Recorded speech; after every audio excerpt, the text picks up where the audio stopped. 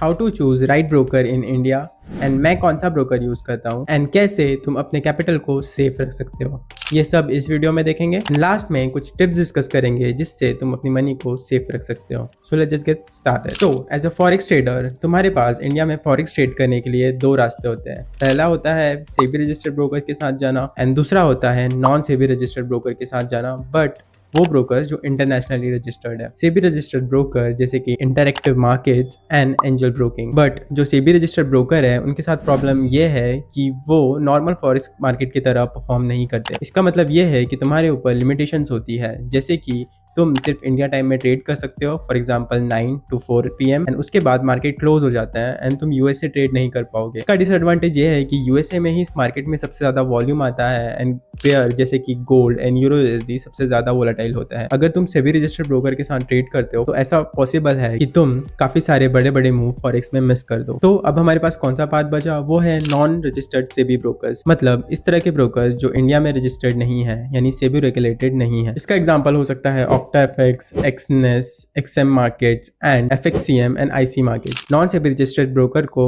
Further explain करने से पहले हम एक टर्म समझते हैं जो कि है इंडिया की फॉरेन पॉलिसी। इंडिया की फॉरेन पॉलिसीज कहती है कि हमें फॉरेक्स इंस्ट्रूमेंट ट्रेड करने के लिए बाहर अपना पैसा नहीं भेज सकते। मतलब अगर तुम फॉरेक्स को ट्रेड करना चाहते हो तो तुम्हें कोई दूसरा रास्ता खोजना होगा। तो यहाँ पर एक लूप होल काम करता है। जो अनरेगुलेटेड सेबी ब्रोकर्स है उन्होंने इस बात का एक सोल्यूशन निकाला है जो कि है Indian bank deposit and withdrawal. इसके कारण क्या होता है कि तुम अपने देश से कोई भी बाहर डॉलर नहीं भेज रहे हो, जिसके कारण तुम लीगली फॉरेक्स को ट्रेड कर सकते हो इंडिया में। तो कौन सा नॉन सेबी रजिस्टर्ड ब्रोकर तुम्हारे लिए सही है उसे डिस्कस करता है। कोई भी ब्रोकर चूज करते समय तुम्हें दो बातों का ध्यान रखना है, वो इधर टायर 1 या टायर 2 से सर्टिफाइड होना चाहिए। टायर 1 सर्टिफिकेशन जैसे कि FCA, ASIC एंड FSA, ये कुछ सर्टिफिकेशन है जिसे ऑस्ट्रेलिया, US एंड न्यूजीलैंड जैसी कंट्री प्रोवाइड करती है। ये टायर 1 के सर्टिफिकेट्स है जो इंश्योर करते हैं कि तुम्हारे पैसे सेफ रहेंगे। इसके बाद आता है टायर 2 सर्टिफिकेशन जो बेसिकली किसी आइलैंड से ऑपरेट करते हैं ऑन एंड वो आइलैंड की जो गवर्नमेंट होती है वो उन्हें सर्टिफिकेशन प्रोवाइड करती है। तो कुछ पॉपुलर ब्रोकर का एग्जाम्पल लेते हैं। फॉर एग्जाम्पल पहला है एक्सनेक्स।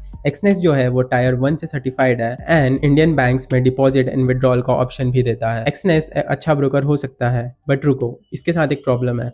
एक्सनेस में काफी ज्यादा मार्केट मैनिपुलेशन होता है। अगर तुम फॉरेक्स से फेमिलियर हो तो तुम नोटिस करोगे, मेरा पर्सनल एक्सपीरियंस मैं बता रहा हूँ कि मैंने एक्सनेस में काफी ज्यादा मैनिपुलेशन होते हुए देखी है। जैसे कि रात के 3:30-4 बजे जब मार्केट का डे स्विच होता है तब वहाँ पे काफी ज्यादा मैनिपुलेशन अगर होती है। ऑफकोर्स वो बड़ी पेयर में नहीं दिखेगी, बट जो स्मॉल पेयर्स होती है जैसे ऑड JPY या इसी तरह की एक्सोटिक पेयर, वहाँ पे मैनिपुलेशन दिखती है। अगर तुम इस तरह की पेयर्स को ट्रेड करते हो तो मेक श्योर कि तुम एक दूसरा अल्टरनेट ब्रोकर देखो। उसके बाद एक दूसरा एग्जांपल देखते हैं ऑक्टाएफएक्स। ऑक्टाएफएक्स टायर 1 सर्टिफाइड नहीं है, बट वो टायर 2 सर्टिफाइड है and Indian bank deposit and withdrawal का ऑप्शन देता है। ये एक काफी अच्छा ब्रोकर हो सकता है, बट अगेन ये टायर 2 से सर्टिफाइड है तो उतना ही मनी रिस्क करो जितना तुम लूज करना अफोर्ड कर सकते हो। और इसके बाद और भी पॉइंट्स है जैसे कि स्प्रेड कितने देता है, कितने इंस्ट्रूमेंट अलाउ है एंड किस तरह के इंस्ट्रूमेंट तुम ट्रेड कर सकते हो। ये सारे पॉइंट्स को तुम फिगर आउट करके अपना ब्रोकर चूज कर सकते हो। पर्सनली मैं सिर्फ यूरोयूएसडी एंड गोल्ड ट्रेड करता हूँ, तो मेरे लिए जो ये वाले फैक्टर्स है वो उतना ज्यादा इन्वॉल्व नहीं करते। तो लास्ट में आता है कि मैं कौन सा ब्रोकर यूज करता हूँ। मैं यूज करता हूँ आईसी मार्केट। आईसी मार्केट एक हाईली रेगुलेटेड ब्रोकर है जो कि ऑस्ट्रेलिया से काम करता है। ये इंडिया में डिपॉजिट और विड्रॉल का ऑप्शन तो नहीं देता, लेकिन तुम स्क्रिल और पेपल जैसे ऐप को यूज कर सकते हो इसमें डिपॉजिट करने के लिए।